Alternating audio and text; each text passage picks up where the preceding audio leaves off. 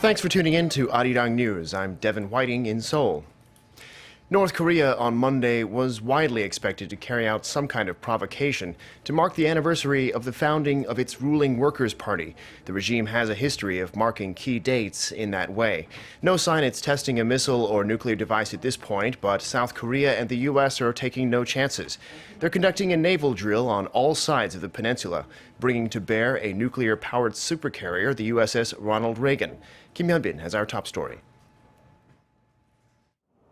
The United States has deployed a nuclear-powered aircraft carrier, USS Ronald Reagan, to the peninsula for a joint naval exercise with South Korea.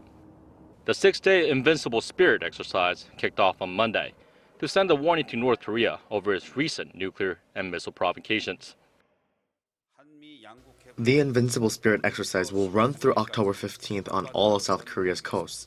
The exercise serves as a warning to North Korea and showcases the Allies' counterstrike abilities in addition to enhancing our joint operational capabilities. The Allies have mobilized dozens of warships and submarines for the drills, including Aegis destroyers, surveillance planes, and U.S. F-18 Hornet fighter jets. This is the first time the Allies have engaged in exercises on all coasts of the peninsula at the same time. In the East and West Seas, the Allies are conducting maritime operations to counter North Korean commandos infiltrating the maritime demarcation line. Off the southwestern coast, the Allies will conduct anti-submarine and aircraft drills, as well as precision-guided strike operations. The drills come after an increase in provocations from North Korea, including its fifth nuclear test and multiple ballistic missile launches. Kim Hyun-bin, ARIRANG News. North Korea so far this Monday has been quiet, with no sign of the provocations it often uses to mark the regime's key anniversaries.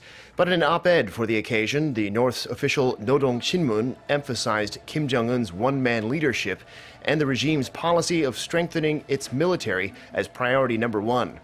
There's speculation the reason the North hasn't carried out a provocation on this anniversary is that it's tied up with recovery work from floods back in August. Most North Korea watchers have not ruled out a provocation in the near future, however, saying it could come before the U.S. presidential election next month to increase Pyongyang's leverage with Washington. In other news, Korea's ruling Saenuri Party and top government officials have been working on measures to help people affected by last week's typhoon that struck southern parts of the country. The government's also now designated the city of Ulsan as a special disaster zone, which will make it eligible for relief aid. Ji Myung-gil tells us what they've got planned.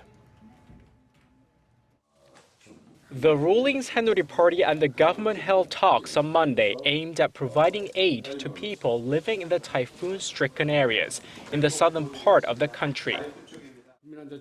The Ministry of Public Safety and Security has provided $7.2 million in immediate support.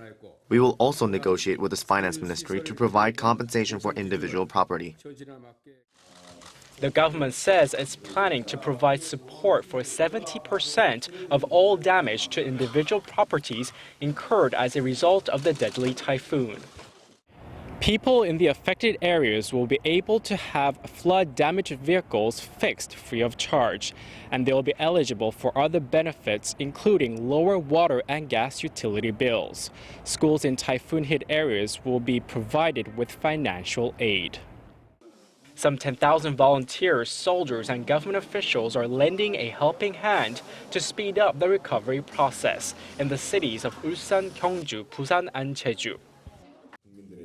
I would like to thank all our citizens for always coming together to help overcome the hardships. I believe this is our people's strength. Last week, Typhoon Chaba struck southern parts of Korea, leaving at least 7 people dead. Aside from the human losses, the heavy rain affected thousands of hectares of farmland and inundated more than 500 houses and thousands of automobiles. Ji Myung-gil, ARIRANG News. Now turning to the presidential election in the U.S., Democrat Hillary Clinton and Republican Donald Trump sparred again Sunday night in a bout that's being described as the nastiest debate in U.S. presidential history. The night started with a question about a 2005 recording of Trump in which he's heard using crude language to brag about groping and trying to seduce women. Trump apologized but said that it was nothing more than locker room talk. Hillary Clinton criticized Trump's language and behavior, especially toward women, and questioned his fitness for the office of president. Clinton's email scandal was brought up by the moderators, with Trump quipping at one point that if he were president, she'd be in jail. The back and forth also covered ISIS, energy policy, and trade. Those topics revealed little that was new. The final debate is scheduled for October 19th. This year's Nobel Prize in Economic Sciences has been awarded to British-born Oliver Hart and Finland-born Bengt Holmstrom for their contributions to contract theory. Oliver Hart of Harvard and Bengt Holmstrom of MIT have sought to show how contracts can ensure that parties are bound by mutual interest, by balancing needs and demands. The Royal Swedish Academy of Sciences said their theories are valuable to the understanding of real-life contracts in institutions, as well as potential pitfalls in contract design. The fifth Nobel Prize of the year, economics, was not among the original Nobel Prize categories, but was added in 1968. That's all for now. Thanks for watching. More to come on News Center in 2 hours' time. Bye for now.